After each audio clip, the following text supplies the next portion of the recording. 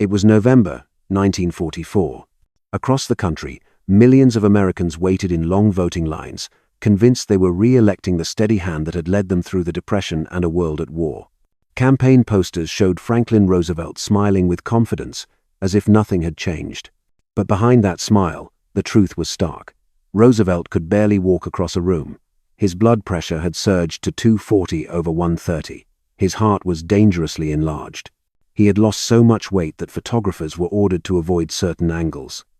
Every public appearance was staged to hide how weak he had become. Americans believed they were choosing the same leader who had carried them through 12 hard years. In reality, they were placing the fate of the war in the hands of a man who had only months left to live, and even his own vice president, Harry Truman, had no idea how severe his condition really was. In the final winter of World War II, the White House was a place of whispered conversations and carefully controlled appearances. Staff members who had served Roosevelt for years moved through the halls with a quiet urgency, doing everything they could to protect the image of a leader the country still believed was unbreakable. Doctors arrived through side entrances.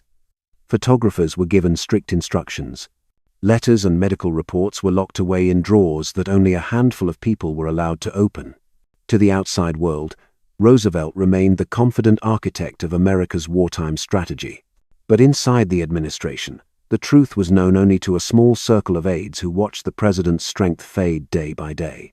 They adjusted schedules, shortened meetings, and managed his workload in ways the public never saw. They understood that the nation was fighting a global war, and revealing the president's condition could shake the confidence of allies and enemies alike. And standing just outside that circle was Harry Truman. He had been vice president for only a few weeks, with no briefings on atomic research, no insight into America's dealings with Stalin, and no real understanding of the president's declining health. He walked the same hallways, shook the same hands, and sensed that something was wrong, but no one told him what it was. He was close enough to power to feel its weight, yet still kept at a distance from the truth that defined Roosevelt's final months. As the war reached its most decisive moment, the United States was led by a man whose body was rapidly failing, and the man who would soon replace him had no idea what waited for him on the other side of the Oval Office door. By the summer of 1944, Roosevelt's public image had become a carefully engineered performance. He still appeared on newsreels with the familiar tilt of his head and the effortless charm that had carried him through 3 terms, but the reality behind those images was growing harder to hide. The president who once held marathon press conferences now struggled to stay focused through a 15-minute briefing. His hands trembled when he signed documents. His face, once full and confident, had grown thin enough that aides pushed photographers to shoot only from the left side. Inside the White House, staff members worked like stage managers. They planned every entrance and exit, arranged podium heights to mask his instability, and rehearsed how he would sit, stand, or turn toward the camera. On some days, Roosevelt felt strong enough to play the role. On others, he leaned heavily on a cane or an aide just out of frame, conserving every ounce of energy for a few minutes of public optimism. He understood the importance of those moments. A president at war could not afford to appear weak, not to the American public, not to Congress, and certainly not to the enemies watching for any sign of vulnerability. His doctors knew the truth with uncomfortable clarity. Roosevelt's heart was dangerously enlarged, and his blood pressure was at levels that would have hospitalized any other man. The strain of wartime leadership, combined with years of physical decline, had pushed his body past its limits. Yet each time a medical warning was given, it was absorbed quietly and then softened before reaching political advisors. What mattered most was stability, maintaining the impression of a leader firmly in control, even as his health slipped further from his grasp. The campaign for a 4th term intensified that pressure. Roosevelt's advisors understood that revealing just how sick he had become might cost them the election, and they also feared what a sudden change in leadership could mean for the Allied war effort. So they doubled down on managing the president's visibility.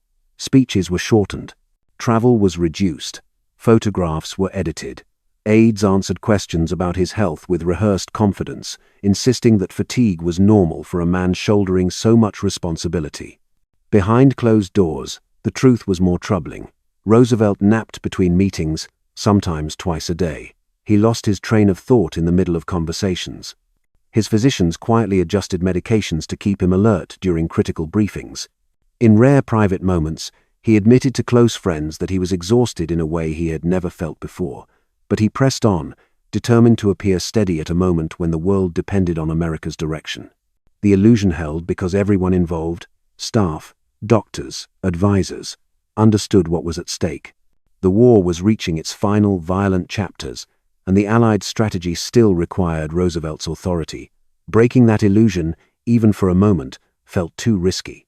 And so the president continued to project confidence while his inner circle worked tirelessly to shield the nation from the reality of his failing health, preserving an image that no longer matched the man who carried it.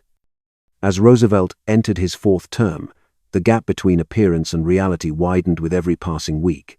The demands of wartime leadership grew heavier, and his body responded with sharp drops in energy that startled even those accustomed to seeing him tired. Meetings that had once been routine became obstacles to navigate. Some mornings he arrived in the Oval Office pale and unfocused, pausing for long moments before beginning a briefing. Aides learned to read his expression within seconds, adjusting schedules on the fly to spare him from discussions he no longer had the strength to lead. The strain showed most during negotiations with military advisors. Generals and admirals laid out complex operations, cross-channel logistics, Pacific Island campaigns, bombing strategies over Europe, while Roosevelt fought to keep pace with the details. He still asked incisive questions when he could, but the intervals between those moments grew longer. Advisors sometimes repeated the same explanations over several days because the president could not retain everything. These adjustments were unspoken, almost invisible to outsiders, yet essential to keeping the machinery of government moving without exposing how fragile the commander-in-chief had become. Travel became a particular challenge. Each journey had to be planned around his declining stamina, with medical staff tracking his pulse, blood pressure, and fatigue levels hour by hour. When Roosevelt traveled to the Yalta Conference in February 1945, those precautions intensified. The long flights, the unstable seating, the interruptions in rest, each added stress pushed him further toward the edge.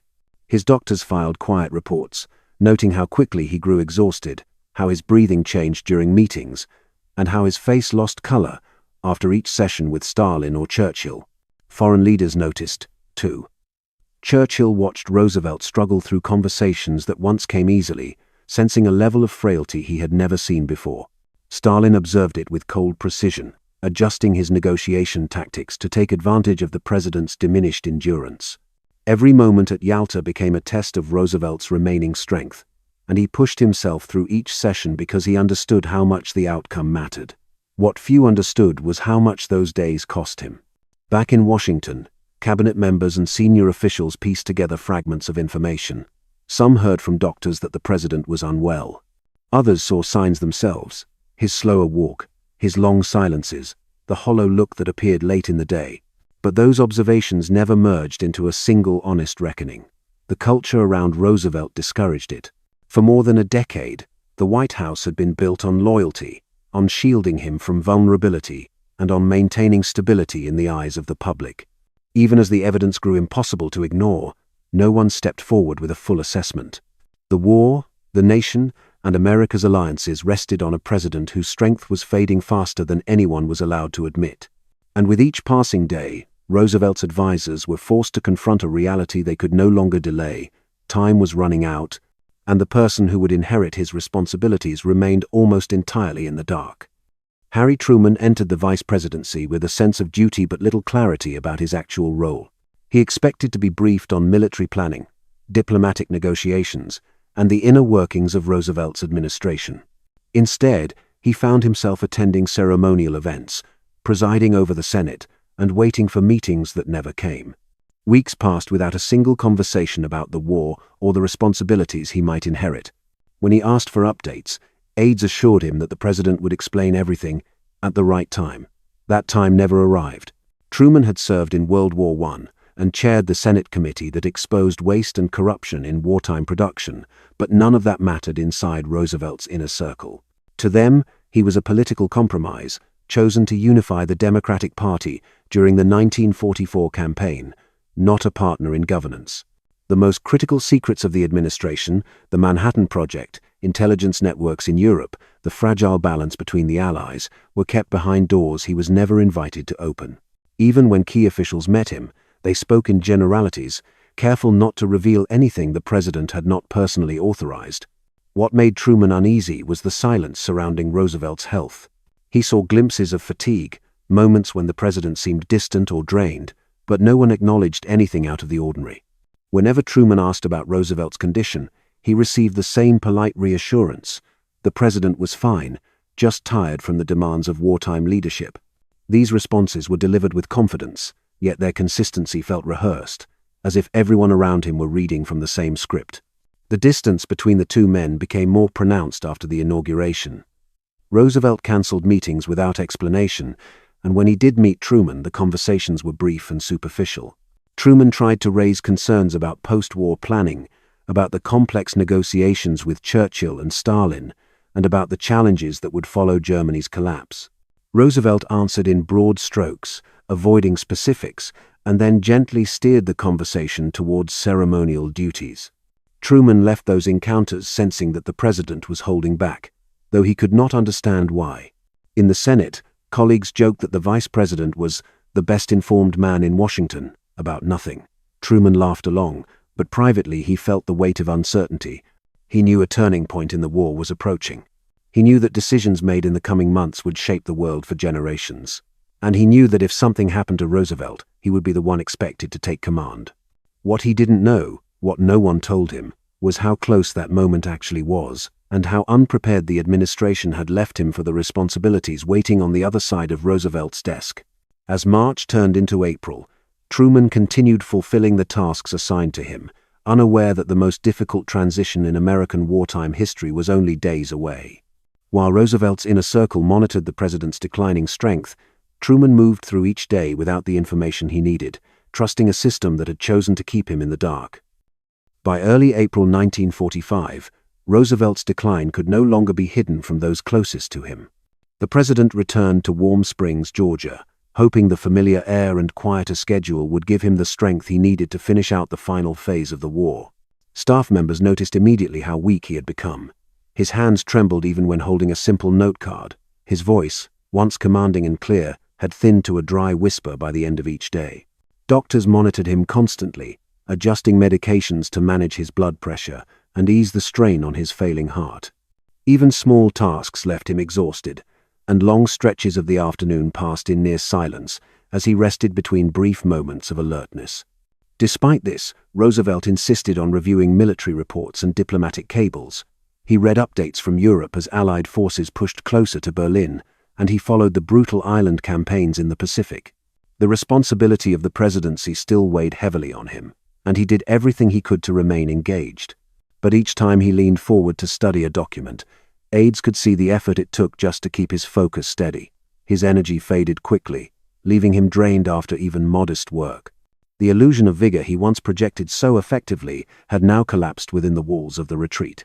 Those around him sensed that something irreversible was approaching, though no one spoke of it directly. Longtime aides exchanged worried glances but maintained the routines they had followed for years. They prepared correspondence as if the president would respond the next morning. They drafted statements and kept briefings concise, hoping he might regain enough strength to review them. Roosevelt himself seemed aware of the limits closing in around him, yet he tried to mask his discomfort with the same quiet resilience that had defined him since the earliest days of his public life. On the morning of April 12, he sat for a portrait session, attempting to remain still as the artist worked. Those present later recalled how pale he looked, how his eyes wandered between moments of focus, and how visibly tired he grew before the session ended. Afterward, he retreated to the small living room, holding his head as though fighting a sudden wave of pressure. He asked for a brief moment to rest.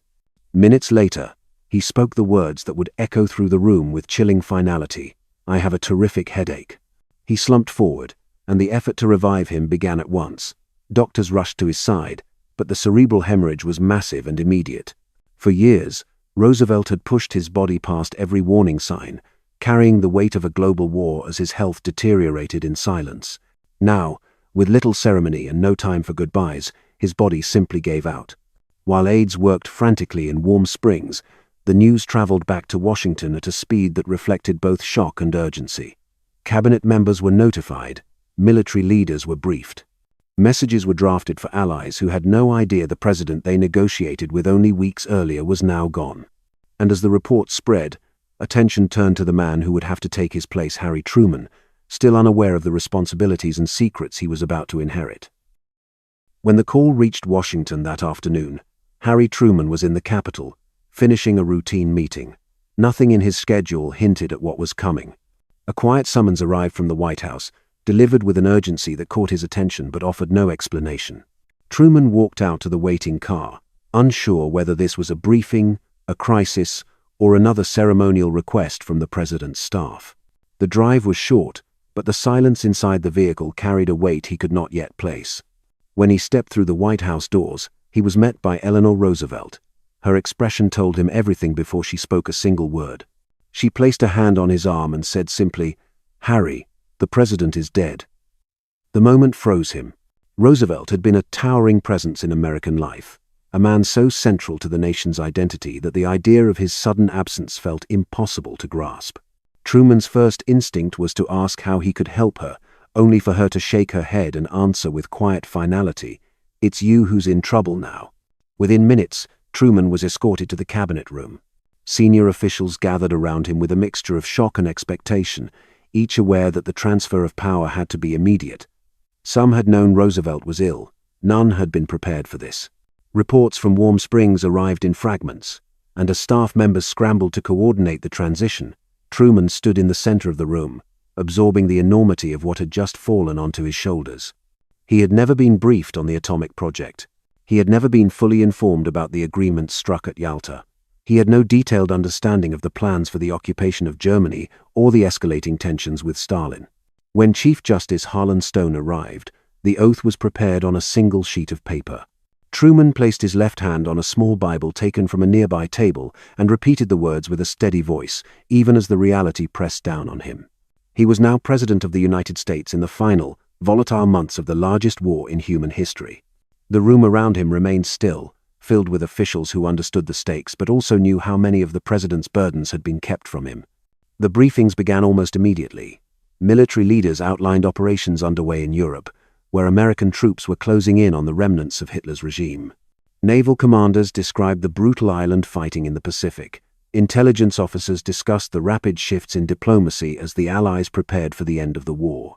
Then, in a quiet moment between meetings, Secretary of War Henry Stimson told him that there was a weapon under development unlike anything the world had ever seen. Its power, he said, could end the war, or reshape the future in ways no one fully understood. Truman listened carefully, realizing that he was being introduced to information Roosevelt had carried alone during the most difficult months of his life. As the evening wore on, Truman returned to the Oval Office for the first time as president. The room felt both familiar and foreign. Roosevelt's chair, Roosevelt's desk, Roosevelt's papers, all reminders of a man whose presence had dominated American politics for more than a decade. Now Truman was expected to pick up where Roosevelt had left off, guiding the nation through the final battles of the war and the uncertain peace that would follow. He sat quietly for a moment, aware that the secrets withheld from him had just become his responsibility and that the world would not pause to give him time to adjust. With Roosevelt gone and the weight of the presidency suddenly placed on his shoulders, Truman faced a future shaped by decisions he had barely been prepared to make. The war would continue. The choices ahead would be irreversible. And the silence that had surrounded Roosevelt's final months had now become Truman's challenge to unravel, one briefing at a time.